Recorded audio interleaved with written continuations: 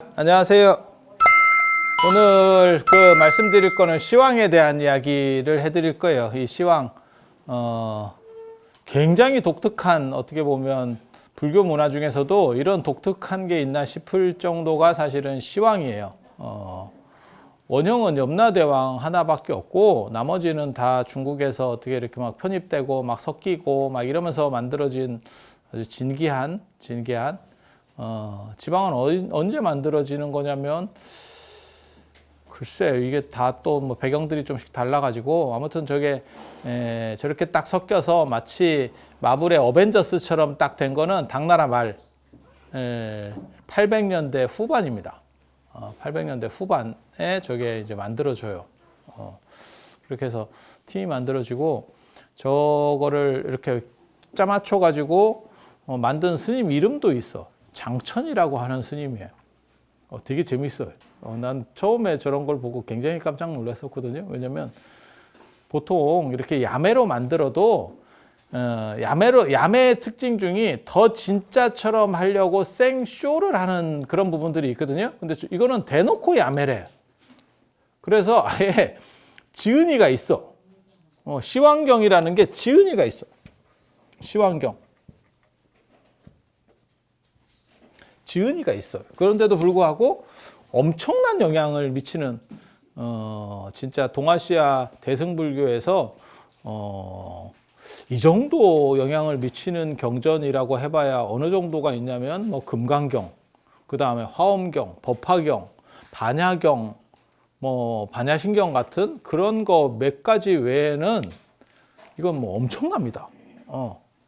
그게 왜 그러냐면 사람들이 사후에 동아시아 같은 경우는 사후 세계가 불투명했기 때문에 저걸 어떻게 하지? 라고 하는 생각들이 있었고 1차적으로 그런 생각들이 있었고 그 다음에 불교가 들어와도 이 염라대왕 하나만 가지고는 뭐가 안 돼요. 그러니까 저거를 이제 어떻게 해서든지 뭘 좀 아구를 만들어내야겠다 이런 생각들이 있었던 것 같아요. 그래서 시장이 존재하고 있었을 때 이 장천이라고 하는 양반이 하나를 던졌더니 이게 막 일파만파로 막 팍 터져가면서 요즘으로 말하면 테슬라 전기차 만드는 거죠. 생각도 잘했지만 세상이 갑자기 이렇게 돼가지고 내연기관차, 뭐 가솔린차를 못 쓰게 하겠다. 막 정부에서 불과 몇 년 뒤에 이제 뭐 생산 중단이다 이렇게 나오니까 그나마 우리나라는 뭐 한 10년 정도 유예를 뒀지만 유럽이나 이런 저 북유럽이나 이런 데는 불과 몇 년이에요. 그러면 경기 끝인데 뭐. 전기차를 사느냐 안 사느냐가 아니고 안 사면 차가 없거든. 비슷해요. 그리고 이런 야매들은 경이라고도 안 합니다.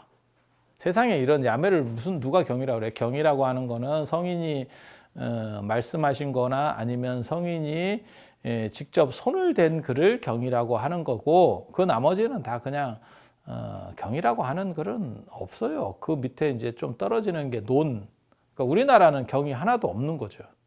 우리나라는 뭐 불교나 유교나 이런 데 경이 하나도 없는 거예요. 왜냐면 성인이 없으니까.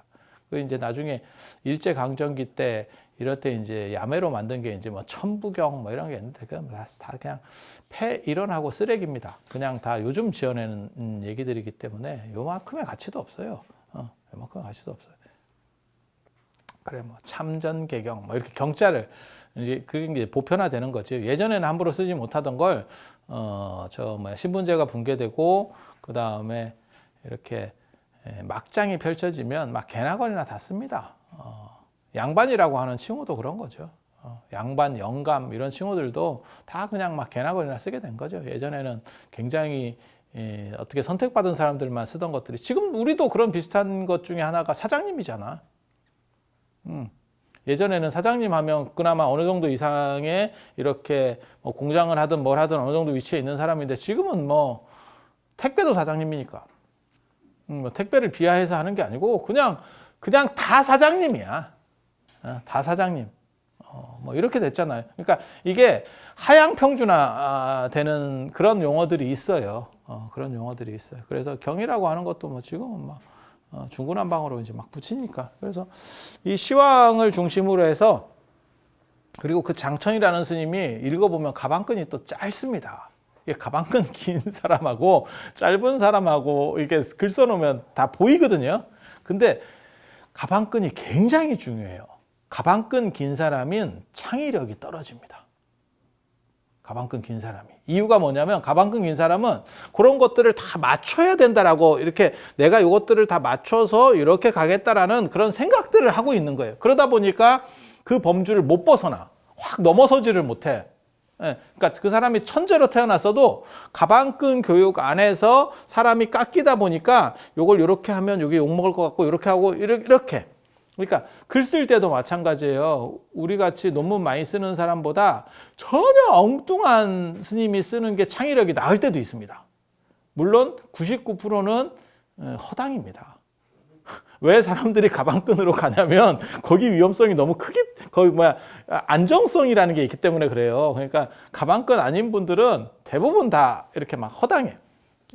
그래서 최근에도 우리나라 역사에서도 가방끈 아니어서 시작한 분도 있죠. 그게 강정산, 강일순 같은 분들은 진짜 뜬금없는 얘기를 하거든. 그런데도 그게 먹혀요. 어떻게 보면 최근에 만들어진 신흥종교 중에서는 제일 먹혔던 종교죠. 그리고 신천지나 이런 것도 마찬가지. 가방끈들은 합리적 생각을 하려고 자꾸 하기 때문에 실제로 더 잘 안 먹힙니다.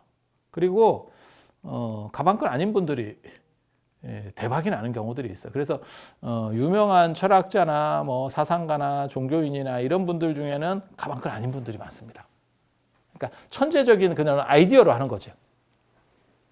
그래서 저도 그런 생각을 많이 해요. 이런 경전 같은 걸 이렇게 번역하면 제가 늘상 이렇게 씹는 것 중에 하나가 그거거든요.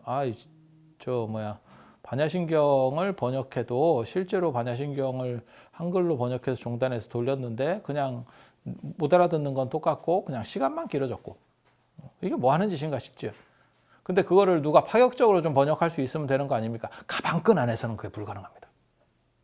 그러니까 누가 굉장히 대단한 파천왕 같은 사람이 나타나서 이거를 개무시하고 완전히 새로운 걸로, 그러니까 어떤 작업이 지금 필요한 거냐면 정확하게 이해는 하죠. 사진이 나왔을 때 미술 그리는 사람들, 그러니까 화가들이 사진이 나왔을 때 그 받은 충격이 엄청나거든요. 그 전까지는 얼마나 똑같이 묘사할까가 관점이었어요. 그래서 빛도 넣고 그 다음에 무슨 뭐 원근법도 쓰고 해가지고 어떻게 하면 똑같이라고 하는 게 관건이었다면 사진이 나온 뒤부터는 그걸 더 이상 따라갈 수가 없어요. 인간의 재주로는 그걸 묘사해서 따라갈 방법이 없어요. 그러니까 이 사람들이 어떤 머리를 쓰냐면 예술의 본질은, 그림의 본질은 이러면서 겉에 있는 것들을 다 탈락시키고 추상화시켜내는 거죠. 그래서 그 내가 표현하려고 하는 이미지의 본질을 드러내는 거예요. 그게 추상화라고 하는 거예요. 그 작업을 지금 누군가 해야 되는데 그걸 할 수 있는 사람이 있겠느냐라는 거죠. 그러니까 반야신경도 그렇고 뭐 천수경도 그렇고 아무리 번역해도 이게 번역이 아니고 그냥 쓰레기입니다. 정확하게 말하면. 그리고 그걸 누가 해도 안 돼. 그러니까 네가 하면 할 수 있느냐? 아니, 안 됩니다. 안 됩니다. 그래서 불교가 기독교에 나중에 밀리게 되는 이유 중에 하나가 기독교는 첫판이었기 때문에 그거를 그냥 한국말로 번역하기가 쉬웠고 불교는 계속 한문이라고 하는 부분이 있기 때문에 이걸 때려부시기가 굉장히 어려워요. 그리고 오늘날도 마찬가지예요. 그러니까 저도 전에 그런 얘기 했었잖아요. 주련 같은 거를 번역해라 이러면 그게 시거든요. 일종의 선시 계열들이거든요. 그거 번역하기 진짜 어렵습니다. 뜻을 모르느냐? 아니, 뜻은 알아. 근데 글로 써놓으면 트집 잡는 놈들이 꼭 있어. 몰라서 그렇게 하는 게 아니에요. 이런 얘기할 때도 제가 그러거든요. 이렇게 뭐 얘기하면 그건 설명을 모든 걸 다 설명할 수 없어. 알아도. 그러니까 개론서 쓸 때도 그런 얘기가 있거든요. 어느 정도까지를 내가 표현할 거냐. 그러니까 안 해본 사람은 왜 이거는 틀렸느냐? 틀린 것도 있어. 근데 그 틀리는 게 일부러 틀리는 경우들이 대부분이고 실제로는 몰라서 틀리는 경우는 별로 없습니다. 그럼 뭐 일부러 왜 틀리느냐? 거기까지만 설명을 해야 되기 때문에. 너무 깊은 걸 설명하면 이 범주를 넘어서요. 그러니까 그냥 끊고 가는 거예요. 그래서 그런 부분들이 있어요. 그래서 가방끈의 한계라는 게 있어요. 그래서 이 양반은 굉장히 창의적이에요. 대도 않지. 그냥 전문적으로 봤을 때는 대도 않는 얘기를 하고 있는 거예요. 그런데 먹혀. 인간은 그걸 원했던 거야. 제사도 있잖아요. 우리는 맨날 지내고 이러니까 굉장히 뭐 그런 것 같다 이렇게 생각하잖아요. 제사 안 지내는 문화 쪽에서 보면 되도 않는 얘기예요. 아니 밥을 드릴 거면 몇 끼를 드리든지 하루에 한 끼라도 드리든지 1년에 한 번씩 해가지고 그게 존재한다라고 생각하냐? 그러면 아예 그냥 상징성으로 바꿔서 밥 주는 것 같은 이런 거는 그냥 없애버리든가, 그러니까 추모의 의미만 남기든가, 해체시켜버리고 추상화시켜서 추모의 의미만 상징성으로 남기든가. 밥을 준다는 거는 예전에는 그게 실제로 사람이 영혼이 와서 먹었다라고 생각하기 때문에 나타나는 현상인데, 먹는다고 가정하면 그럼 세 끼를 줘야지. 1년에 한 끼 줘서 너 어떻게 할래? 그리고 실제로 그렇게 세 끼를 줘요. 언제? 처음 돌아가시면. 처음 돌아가시고 3일 동안은 그렇게 세 끼를 드립니다. 그리고 옛날에는 심요살이 할 때는 3년 동안 그렇게 세 끼를 드렸어. 그러니까 그 믿음이 있었던 거예요. 근데 지금은 누가 그걸 하겠어요? 장례식장 가면 상주가 의자에 앉아 있는데, 나 차마 말을 못해서 그렇지, 그거는 우리 정도만 돼도 이해할 수가 없는 겁니다. 뭐가 똑같은 거냐면 아버지가 앉아 계신데 나는 소파에 앉아 있는 거야. 아버지가 바닥에 앉아 있는데. 아니 그럴 수도 있지. 근데 그게 몰라. 그 정상적으로 그러니까 우리가 어렸을 때 배웠던 개념에서는 그건 불가합니다. 그건 불가합니다. 그래서 원래는 상주들이 무릎 꿇고 있어야 돼. 무릎 꿇고 있어야 돼. 근데 요즘은 상주도 갈참이니까 상주가 무릎 꿇고 그렇게 며칠 있다가 같이 간다. 상주째 이게 덤으로 1+1이 되는 수가 있기 때문에 사실 좀 그렇지요. 그래서 이 시황이 되게 재밌어요. 원래 인도 거 원판은 이거밖에 없고, 그 다음에 중국 거가 있어요. 태산대왕이라고. 이 태산 굉장히 중요한 거예요. 그러니까 중국은 땅이 넓어가지고 동네마다 사후세계관이나 이런 게 좀 달라요. 그러니까 지역마다 문화도 다르고, 그 다음에 인종도 다르고, 풍습도 다르고. 그거는 뭐 생각해보면 그럴 것 같지 않아요? 우리나라 같이 이렇게 땅이 적으면 큰 차이가 없지만, 우리나라도 땅이 적어도 사투리가 남아있는데 중국 같은 경우는 아예 못 알아들어요. 이쪽 동네 저쪽 동네 가면 못 알아듣는다고. 그리고 예전에는 문화나 그런 게 다 달랐기 때문에, 그러니까 그 동네 사람들에게 맞는 최적화된 것들이 다 존재하겠죠. 수천 년 동안 내려오면서. 그건 뭐 당연한 얘기인 거고. 중국에 전통적으로 있었던 제일 센 거는 태산. 이게 태산 부군이에요. 태산에 저승세계, 사후세계가 있어요. 우리 그래서 예전에 그 태산 갔잖아. 그 사후세계 이렇게 가려고. 그런데 한번 갔다 오면 명을 잇는 거예요. 태산. 명 이어서 뭐 하겠어요. 지금도 이미 너무 긴데. 그래서 사후세계, 이 태산이 거기에 사후세계도 있고, 그 다음에 심판도 하고. 그래서 태산부군이라고 하는, 아주, 유명합니다. 중국에서는. 그러니까 중국 도교에서는 어떻게 보면 염라대왕급이 태산부군이라고 하시면 되고, 그 다음에 불교는 아니에요. 이게 불교는 아니에요. 그냥 인도 신화에서의 사후세계의 주관자 같은 게 염라대왕, 염라, 야마, 그리고 원래 번역하면 쌍세. 나 저 어디야? 파주 보광산가? 아니, 맞는지 정확하게 모르겠네. 거기 이렇게 기록에 쌍세전이라는 게 있더라고요. 나 그거 보고 깜짝 놀랐는데, 이걸 조선 촌놈들이 어떻게 알았을까? 쌍세전이라는 정각이 있어요, 명칭이. 그래서 조선시대 사람들이 많이 떨어지는데, 어떻게 저걸. 쌍세가 원래 염라가 쌍세라는 의미예요. 두 명이라는 의미예요. 쌍둥이라는 의미예요. 그래서 남자 쌍둥이, 여자 쌍둥이 이렇게. 그러니까 남녀 쌍둥이지. 그래서 야마가 있고 야미가 있어요. 야마가 남자, 아담. 얘가 이브 같은 그런 애예요. 인도 신화에서. 그래서 얘네가 결혼을 해서 자손들을 퍼뜨리고 죽은 뒤에 여기서 센 거는 남자거든요. 이게 똑같은 스토리들을 전 세계적으로 다 있는 거예요. 아담과 이브만 있는 거 아니에요. 중국에는 그게 복희하고 여화예요. 복희하고 여화. 그리고 다 그게 또 남매들이 결혼해. 뭐 없는데 뭘 어떻게 해. 다 그렇게 나가요. 다 그렇게 나가. 그렇게 해서 여기서 오야는 당연히 얘가 될 거고 남자니까 이렇게 되는 거고 그리고 죽은 뒤에 얘가 처음으로 죽어서 죽은 뒤에 이제 줄을 세우기 시작했다는 여기는 내 나발이야 뭐 이러면서 내 밑에 다 줄 서 이렇게 해서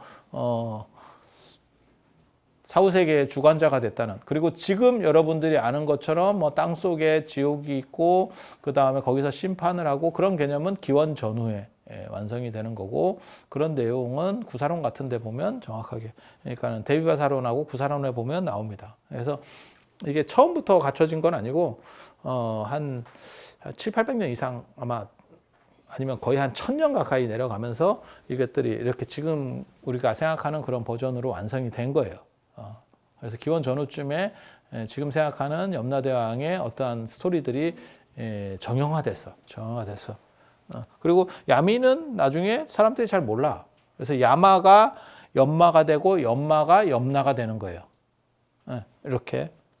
그런데 이걸 이제 아는 사람들은 이걸 번역할 때 쌍세로 번역을 하거든. 두 명이 동시에 나왔다고. 쌍둥이가 나왔다고. 세상에 쌍둥이.